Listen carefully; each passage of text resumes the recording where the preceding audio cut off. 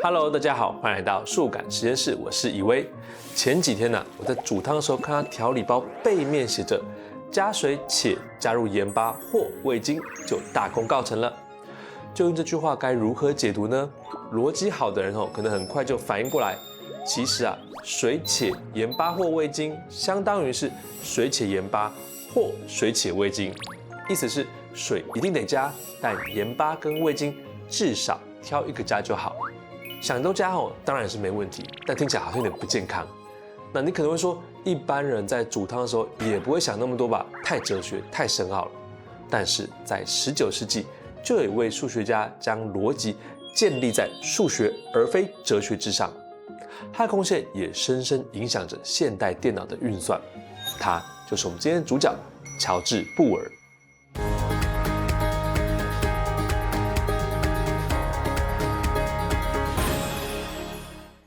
1815年，布尔出现在英国林肯郡。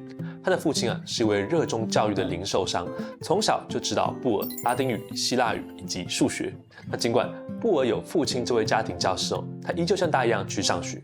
可是呢，他的求学之路后来早早停下来了，因为在他16岁那年，父亲经商失败，布尔被迫去赚钱分摊家计。结果在他人生当中，只在当地的学校受过几年短短的教育而已。16岁相当于国中刚毕业后，年纪轻轻就得工作去赚钱，实在是有些让人疼惜。但是布尔他不是省油灯他的工作是社区大学助教。我自己请大学助教也都是大3、大4或研究生，布尔才国中毕业就去当助教想必他的未来肯定成就不凡。3年后20岁的布尔甚至回到了故乡林肯开设学校。这段期间呢，除了教学之外，他也持续透过自学精进数学能力，像是他拜读了牛顿的自然哲学数学原理、拉普拉斯的天体力学以及拉格朗日的分析力学等等。这些从书名听起来就是超级难的知识，布尔全部都是在零碎时间中自学做研究然后学会的。所以布尔虽然没有接受过完整的教育，可是凭着对知识的热爱，在34岁的时候成了爱尔兰女王学院的数学教授。一般来说呢，要成为教授并不容易，除了呢在数学上面要天赋异禀之外，是否有透过论文和书籍把全人类的数学研究往前推进，也是考量之一。布尔在32岁那年发表了《The Mathematical Analysis of Logic》，意思是逻辑的数学分析。在这本书中呢，他提出了崭新的概念。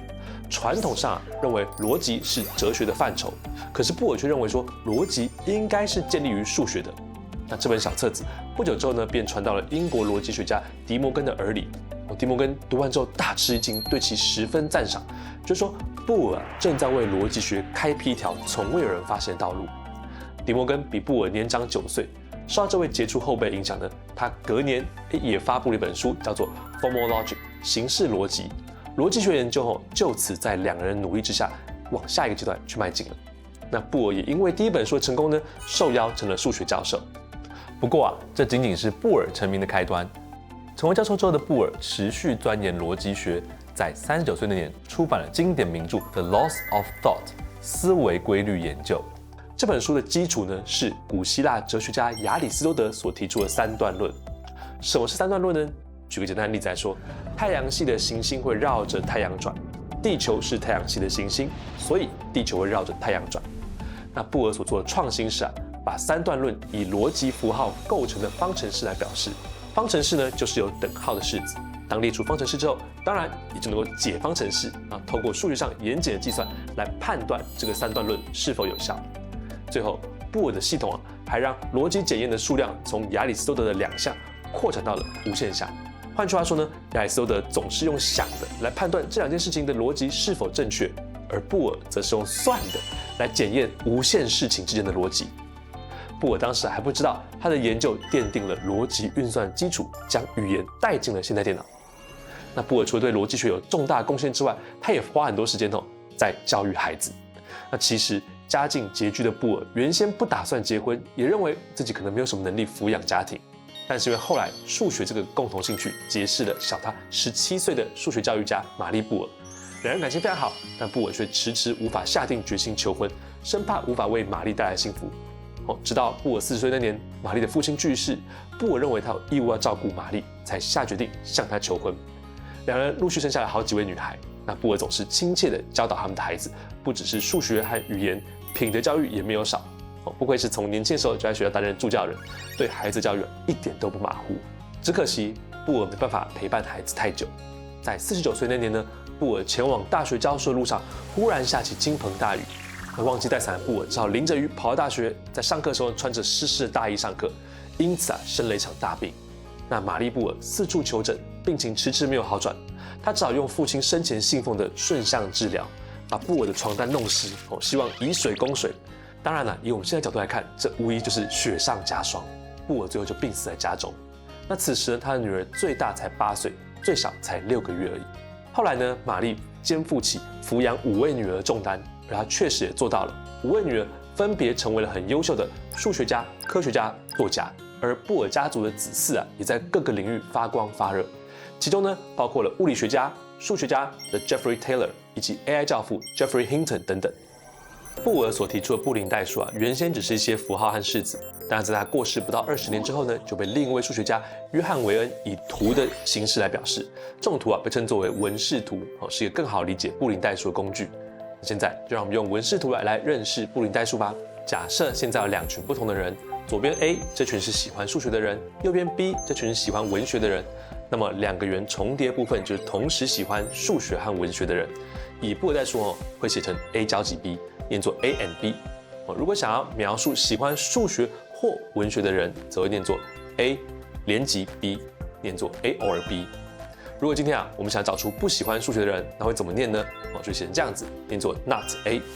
大家可以想想看如果我想要表示既不喜欢数学也不喜欢文学的人，那我该怎么用刚刚学到的 and or not 去表示呢？我们可以这样想，两者都不喜欢的相反，应该是两者中至少喜欢一个。至少喜欢一个，不就是我们刚刚说的 A 连集 B 吗？所以只要把 A 连集 B 给否定，写成这样子，那就会正确答案咯。如果只是像这样子为逻辑制定符号，还不足以使电脑理解且运算，因为电脑看不懂这些东西，他们只懂0和1，所以为此我们必须配合电脑的语言，才能和电脑对话。这个时候呢，就轮到二进位出场。网络上曾经流传这个笑话，世界上只有10种人，一种是懂二进位，一种是不懂二进位的。如果你看到这句的当下觉得很没有道理别担心，相信听完二进位的介绍之后，你就会搞懂了。在讲解二进位之前呢，我们先来复习一下最常用的10进位。数字1、3、2代表是1个10的平方，3个10的1次方，2个10的0次方，加总起来就是100加30加2等于132。二进位也相同概念，不过第一位表示是2的0次方，接着依序是2的1次方、2的2次方。所以当我们用二进位写出10的时候，其实代表是1个2的1次方跟0个2的0次方，也就是10进位中的2啦。相信现在的你已经了解笑话中的笑点是什么了。了解二进位之后呢，我们就来跟电脑沟通啦。对电脑来说0和1分别代表着电流的关跟开。可是我们不想要每次都自己对电脑发号施令我们希望它能够自己思考。于是，当二进位搭配着布林代数一起使用的时候，逻辑闸就出现了。逻辑闸简单来说就是根据需求去判断多项输入之间的关系，然后转成一项输出。假设今天我们想让家门口的灯自动化开关，而且开灯条件有2项，时间是晚上6点到隔天早上6点，和有人在感应器附近走动。此时呢，我们就会设计电灯的逻辑闸为：第一个，当时间为晚上6点到隔天早上6点，输出1，反之输出0。第二，当有人在感应器附近走动，输出1，反之输出0。第三，输入1、2，输出1跟2交集的结果。在这个例子中，3的角色就是用 AND 来做判断，只有当1跟2都输出1的时候，3才会输出1，才会打开电灯。再举个例子假设我们想要设计一款智能煮水壶，让它有2个功能：第一个，水温到达100度时自动断电，以及如果水位在煮的过程中超过上限值，为了避免水满溢而出也要自动断电。那这个时候煮水的逻辑闸就跟刚刚不太一样1，当水温高于100度的时候，输出1，反之输出0。2，当水位超过上限的时候，输出1，反之输出0。3，输入1、2，输出1连集2的结果。4，输入3，输出 not 3的结果。在这结果中3的角色就是用 or 来去判断，而4则是将3反过来的。所以煮水壶和电灯这2个例子中，最大的不同是我们期望的结果。一个希望灯打开，也就是结果是1通电；另外一个希望煮水壶关起来，也就是结果0断电。所以就是为什么煮水壶需要额外的第4号，我们来运算。实务上常常使用逻辑闸的时候，也会将数个逻辑闸混着使用，就有了复合的逻辑闸。像是刚刚煮水先用了 OR 这个一闸，然后再用了 NOT 这个闸，其实可以直接使用一个 NOR 来取代，整体的乘上也会更精简。那你可以想想看，生活中还有哪里会用到逻辑闸呢？可以在留言区和我们分享哦。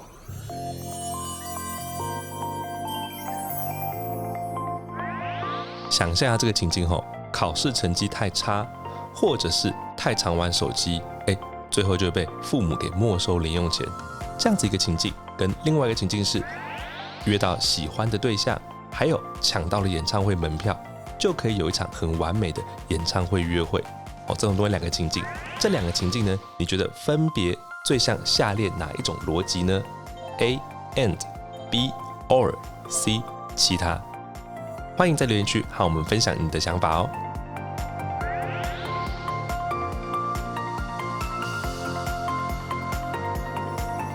那布尔就这样从逻辑学角度出发，为抽象的逻辑定义了符号及运算方式。